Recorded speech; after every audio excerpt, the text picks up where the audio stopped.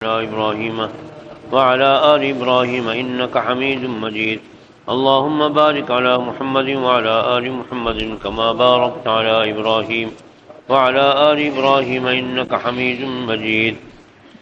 الحمد لله رب العالمين، والصلاة والسلام على أشرف الأنبياء وخاتم الأنبياء والمرسلين وعلى آله وأزواجه وبناته وأصحابه وأتباعه أجمعين.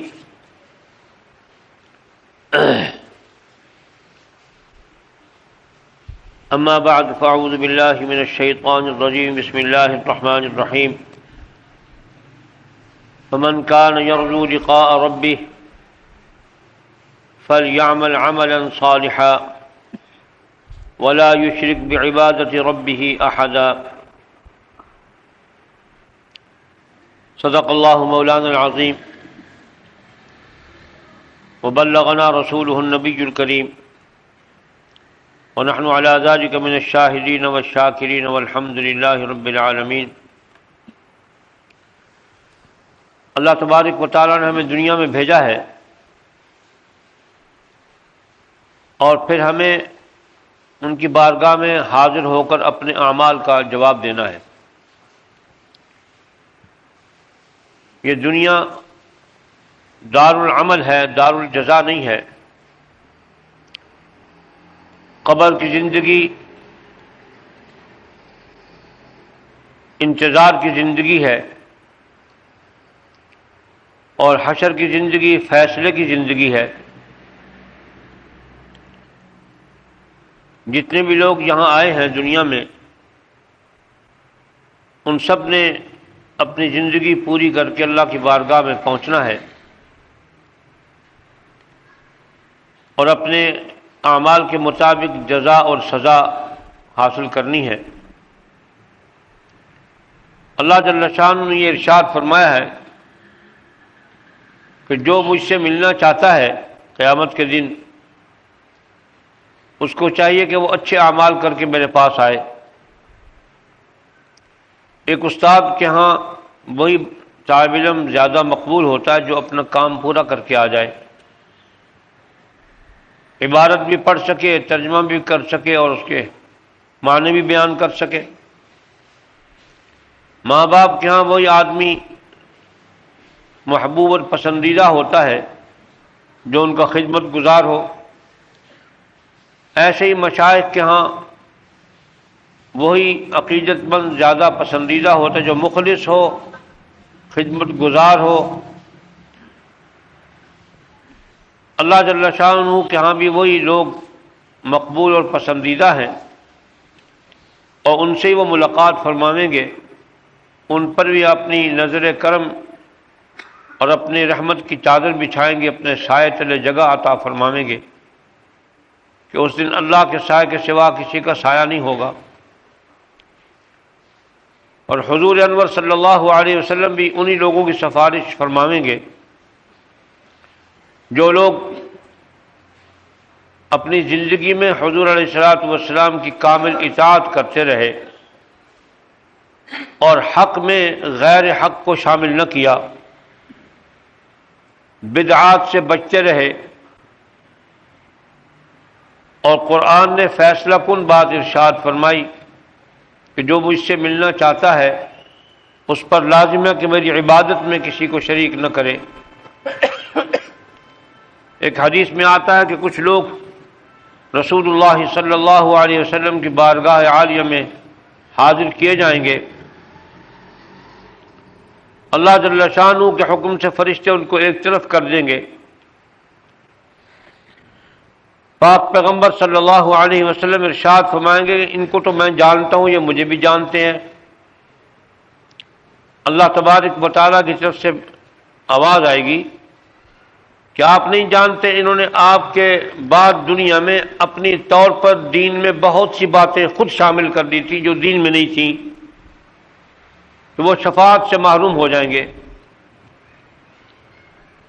جو شفاعت سے محروم ہو گیا وہ ظاہر بات ہے جنت کا بھی مستحق نہیں رہے گا. اور جی میں سرائے کی جادن دھکے دھوڑے کھاندہ راسی، دھکے کھائے گا، رسوا ہوگا، ذلیل ہوگا۔ اور دوسری مثال یہ ہے کہ جیسے نبی کریم علیہ الصلوۃ والسلام نے رمضان کی آخری رات کی فضیلت بیان فرمائی، صحابہ کرام رضوان اللہ تعالی علیہم اجمعین نے اس فضیلت سن کے یوں عرض کیا، یا رسول اللہ وہ قدر کی رات ہوگی؟ فرمایا نہیں، انعام کی رات ہوگی۔ ایسے ہی جو مزدور مزدوری کرتا ہے اور وہ مزدوری کرتے وقت اپنا کام صحیح نہ کرے تو مالک اس کو شام کو مزدوری دیتے وہ خوش نہیں ہوتا، اس کو طبیعت میں کڑن ہوتی ہے کہ اس نے کام تو ٹھیک کیا نہیں۔ وہ اپنے جذبہ وسعت کے ساتھ اس کو معاف کر دے، دے دے انعام، تو وہ خوش دلی سے ہوگا، دل سے نہیں ہوگا۔ تو ایسے ہی دنیا سے جب ہم جائیں گے، سب نے مرنا ہے، موت ہم پر آنی ہے انشاءاللہ، لیکن کچھ موتیں ایسی ہوتی ہیں جو دنیا کے لیے باعث مثال بن جاتی ہیں، اور کچھ موتیں ایسی ہیں جو باعث عبرت بن جاتی ہیں۔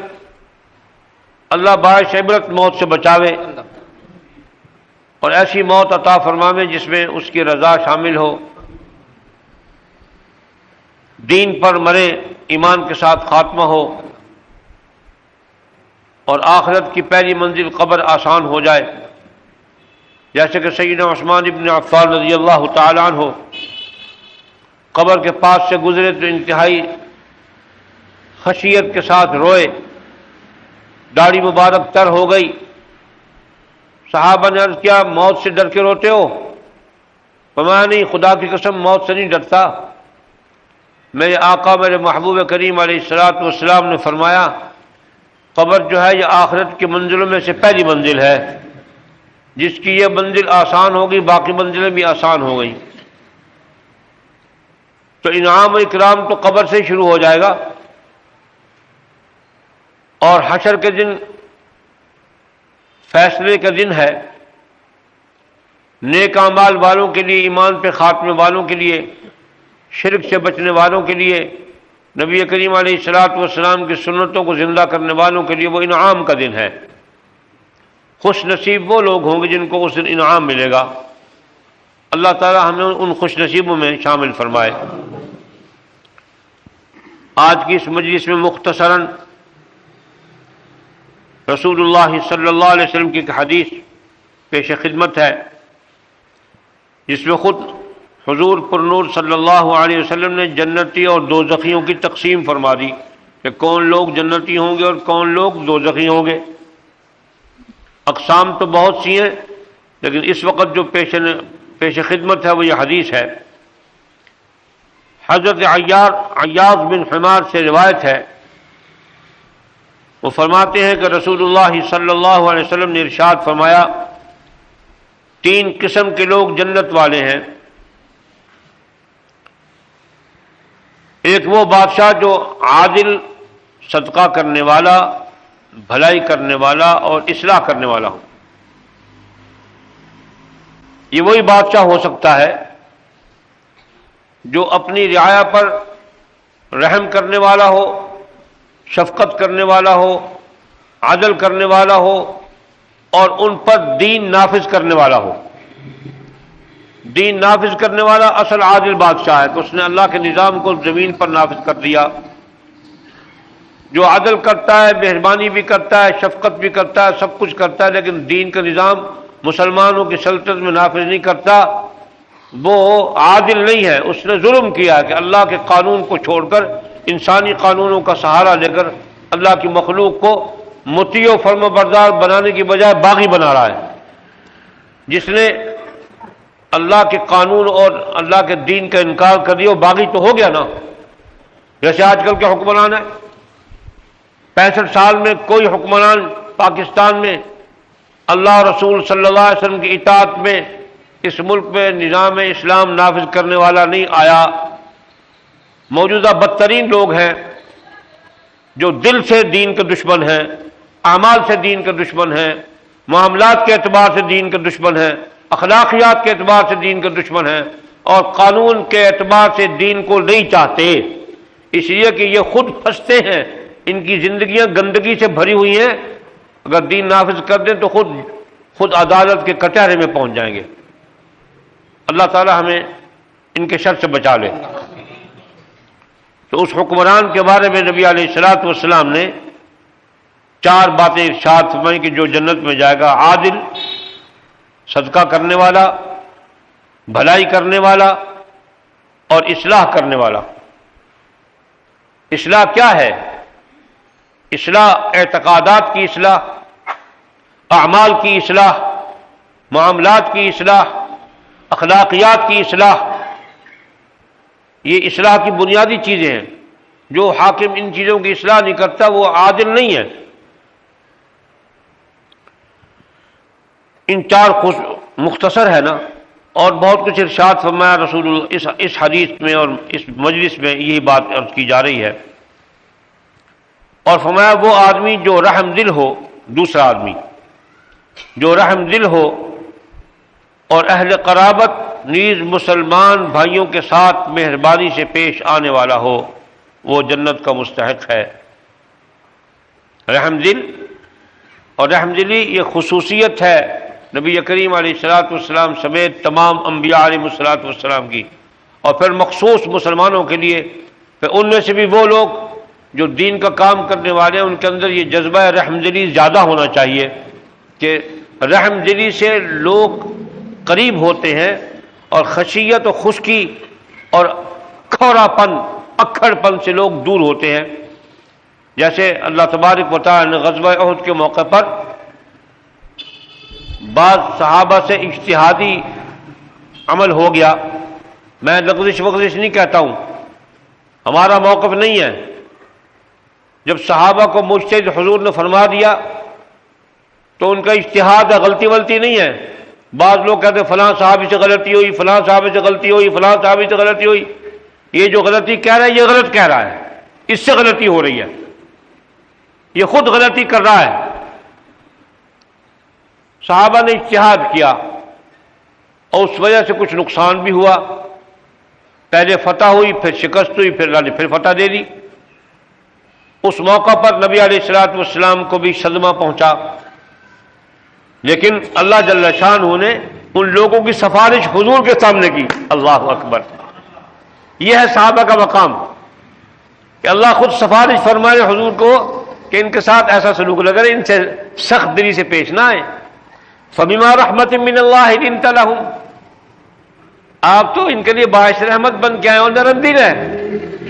وَلَوْ كُنْتَ فَظًّا غَلِيظَ الْقَلْبِ لَانفَضُّوا مِنْ حَوْلِكَ، اگر آپ سخت دل ہو گئے یہ سب بھاگ جائیں گے، ایک بھی پاس نہیں پھٹکے گا۔ اساتذہ کو، لیڈروں کو، علماء کو، مدرسین کو، تسمہ پاک کو، مشائخ اعظام، قطب ایشیا، فخر ایشیا، قطب العالم، یہ جتنے بھی القابات والے پھرتے ہیں نا 75 لاکھ کی گاڑیوں میں روحانیت تقسیم کرنے والے۔ پہلے لوگ گدھوں پر سواری کرتے تھے، اونٹوں پر، گھوڑوں پر، اور پیدل چل کے اللہ کی مخلوق کے دل بدلتے تھے۔ اب 75 لاکھ کی پجیروں پر بیٹھ کے دل بدلتے ہیں۔ سبحان اللہ، لا الہ الا اللہ۔ تو فبما رحمت من اللہ لنت لہم ولو کنت فظا غلیظ القلب لانفضوا من حولک، مسلمان کو نرم دل ہونا چاہیے، سخت دل نہیں ہونا چاہیے۔ اور یہ جتنے بھی منصب ہے استاد کا، پیر کا، مرشد کا، باپ کا، رہنما کا، لیڈر کا، ان کے ساتھ تو رحم دلی لازم ملزوم ہے۔ اگر یہ رحم دل نہ ہو، سخت دل ہو، تو پھر نہ شاگرد ان کے حق میں دعا کرتے ہیں، نہ مرید ان کے حق میں دعا کرتے ہیں، نہ شاگرد ان کے حق میں دعا کرتے ہیں۔ کہتے ہیں اس سے جان چھوٹ جائے، خدا اس کو اٹھا لے تو اچھا ہے۔ رحم دلی خاصہ ہے۔ تو فرمایا وہ آدمی جو رحم دل ہو، اہل قرابت اور نیز مسلمان بھائیوں کے ساتھ مہربانی سے پیش آنے والا ہو۔ تیسرا وہ آدمی پرہیزگار جو سوال سے بچنے والا اور بال بچہ دار ہو۔ جو آدمی سوال سے بچے، حدیث پاک میں آتا ہے جو آدمی سوال کرتا ہے بے وجہ، اللہ جل شانہ اس کو قیامت کے دن اٹھائیں گے، اس کے چہرے پر گوشت نہیں ہوگا۔ خالی چہرہ ہوگا اس کا، خالی۔ مسترب الحال، ضرورت مند آدمی کسی کے ساتھ سوال کرے تو اس کو جائز ہے۔ مسترب الحال، اس کے لیے تو حرام کھانا بھی جائز ہے بقدر پیٹ بھرنے کے۔ تو عام آدمی کو فرمایا جو سوال کرنے والے ہیں وہ جنت میں نہیں جائیں گے۔ بال بچہ دار بھی ہے، سوال بھی کرتا ہے، خود کماتا نہیں ہے، اولاد کے ساتھ بھی ظلم کر رہا ہے، خود مانگتا تو اولاد بھی بھیک مانگے گی بڑی ہو کر۔ خود خوددار نہیں بنا تو وہ بھی خوددار نہیں بنیں گے۔ یہ تین قسم کے لوگ اس حدیث میں حضور نے مختصر گنوائے کہ یہ جنت والے ہیں، اور 5 قسم کے لوگ ہمارا دوزخ میں جائیں گے۔ سب سے پہلے فرمایا وہ بزدل جس میں کچھ اپنی سمجھ اور سکت ہی نہ ہو، دوسرے کی بیساکھیوں پہ چلنے والا آدمی، دوسرے کے سہاروں پر چلنے والا آدمی، کسی کو دیکھ کے شیر ہو جائے۔ اب مار، ماموں آ گئے ہیں، خالو آ گئے ہیں، پھوپھا آ گئے، مار، پھر مار کھاتا ہے، کہتا ہے میرے دادا آ گئے ہیں، مار کے دیکھ۔ اپنے پاس ہمت بھی نہیں، سکت بھی نہیں، جیسے ہمارے حکمران ہیں، بزدل ہیں۔ تحریک تحفظ ختم نبوت کے دوران ابا جی رحمۃ اللہ نے قاضی احسان احمد صاحب کو بھیجا خواجہ ناظم الدین کے پاس کہ دیکھو اس کو کہو جا کے مسئلہ حل کر دے ختم نبوت کا، میں تیرا نوکر۔ اور بھی بہت کچھ ارشاد فرمایا۔ قاضی صاحب رحمۃ اللہ علیہ فرماتے جب میں نے اس کو بتایا کہ مجھے شاہ جی نے بھیجا ہے اور وہ فرماتے ہیں کہ مسئلہ ختم نبوت حل کر دو، خدا نے تجھے وزیر اعظم بنا دیا ہے۔ قاضی صاحب فرمانے لگے اس کو پسینہ آ گیا، پسینہ آ گیا اور کب کبھی تاری ہوگی۔ قاضی صاحب برطانیہ گندم بند کر دے گا، گندم بند کر دے گا۔ یہ مسلمانوں کا حکمران ہے بزدل۔ جیسے پرویز لانتی نے ہماری 600 سال بعد قائم ہونے والی اسلامی سلطنت افغانستان کو توڑوایا، اس بدبخت نے ایک ٹیلی فون پر پوری سلطنت کو تباہ کروایا، اور اب تک اس کا گندا بویا ہوا بیج بارآور ہو رہا ہے۔ پاکستان امریکہ کی اور نیٹو ممالک کی مدد کر رہا ہے اور طالبان کے خلاف ان کو رسد کا راستہ دے رہا ہے۔ مسلمانوں کو مروانے میں یہ حکمران شامل ہیں، غدار ہیں دین کے، ان کے بارے میں کوئی دل میں کلمہ خیر نہیں ہے، ارذل ترین لوگ ہیں وہ لوگ، دین کے محافظ ہیں۔ اس وقت دنیا میں اگر سب سے اونچے مقام کے مسلمان ہیں تو وہ طالبان افغانستان ہیں۔ وہ سب کی طرف سے جہاد کر کے کفارہ ادا کر رہے ہیں، سب مسلمانوں کی طرف سے کفارہ ادا کر رہے ہیں۔ ان کے خلاف جو آدمی جس طریقے سے بھی مخالفت کرتا ہے وہ زندیق ہے، اللہ کے ہاں مردود ہے۔ ان کے لیے دعا کیا کرو، 2 رکعت پڑھ کے ان کی مدد کی۔ ہم وہاں پہنچ تو سکتے نہیں، دعا تو خدا کے یہاں پہنچ جائے گی نا، ان کی مدد کی دعا کیا کرو۔ تو فرمایا بزدل آدمی جس میں کچھ اپنی سمجھ اور سکت ہی نہیں ہے۔ پاکستانی عوام کو مکہ دکھایا تھا کہ میں مکہ ہے، بورڈ کر دوں گا، آخری مکہ میرا چلے گا پرویز غیر مشرف۔ اب سارا بھیک مانگتا پھرتا ہے، در بدر خاک بسر، شیطان کا پیشاب اس کے سر پر۔ اور دوسرا فرمایا وہ لوگ جو تمہارے مالداروں کے پیچھے لگے رہتے ہیں، نہ گھر بار بناتے ہیں، نہ محنت روزی کماتے ہیں، تیری میری ٹہل وقت گزارتے، جہاں سے جو ہاتھ لگا۔ یہ وڈیروں کے دم چھلے، حضرت ایسے ہی شاگردوں کے بھی، استادوں کے بھی دم چھلے ہوتے ہیں، مشائخ کے بھی دم چھلے، سیاسی لیڈروں کے بھی، پیروں کے بھی دم چھلے، وڈیروں زمینداروں کے اور یہ کارخانہ داروں کے وڈیرے بس تعریف کر کے پیسہ کھاتے ہیں۔ ایسے لوگوں کے بارے میں فرمایا کہ اس قسم کے لوگ جو ہے نا ٹہل پہل کر کے وقت گزارنے والے، وہ بھی جنت میں نہیں جائیں گے، دوزخی ہیں۔ تیسرا فرمایا وہ خیانت دار کہ جسے ذرا بھی موقع ملا جھٹ اپنا داؤ کر گیا اور دوسرے کا حق مار گیا۔ خیانت کرنے والا آدمی بھی حضور نے فرمایا دوزخی ہے۔ اور خیانت کی بہت سی قسمیں ہیں، دین کو چھپانا بھی خیانت ہے، مال کو چھپانا بھی خیانت ہے، اعمال کو ظاہر نہ کرنا بھی خیانت ہے، بہت سی قسمیں خیانت کی۔ بہرحال خائن آدمی جس نے ایک بالشت بھی کسی کی زمین بطور خیانت پاس رکھ لی، اللہ جل شانہ قیامت کے دن اس زمین کو اس کے ساتھ گھسیٹتا ہوا چلائیں گے۔ اور حدیث پاک میں آتا ہے جس کسی نے خیانت کے ساتھ کسی کے بکری کا ایک بچہ بھی اٹھایا ہوگا، اللہ تعالیٰ اس کو اس کے کندھے پہ سوار کریں گے روز محشر، اور وہ اتنا شرمندہ ہوگا کہ گئے اللہ مجھے جہنم میں بھیج دے، اس رسوائی سے بچا لے کہ ساری کائنات مجھے دیکھ رہی ہے کہ یہ خائن ہے۔ تو خائن آدمی بھی پاک پیغمبر علیہ الصلوۃ والسلام نے فرمایا وہ جنت میں نہیں جائے گا۔ چوتھی بات فرمائی وہ مکار جو صبح شام اسی دھن میں رہتا ہے کہ دوسرے کے مال اور اولاد میں سے دھوکے اور فریب کے ذریعے کچھ اڑا لے۔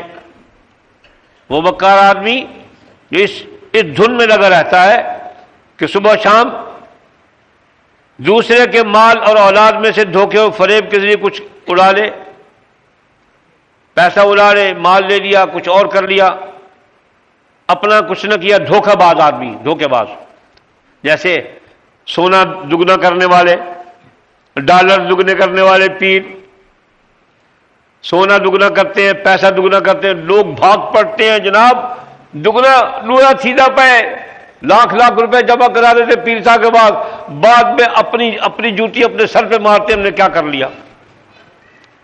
دگنا ہوتا تو پاک پیغمبر صلی اللہ علیہ وسلم سب صحابہ کا مال دگنا نہیں 10 گنا کر دیتے۔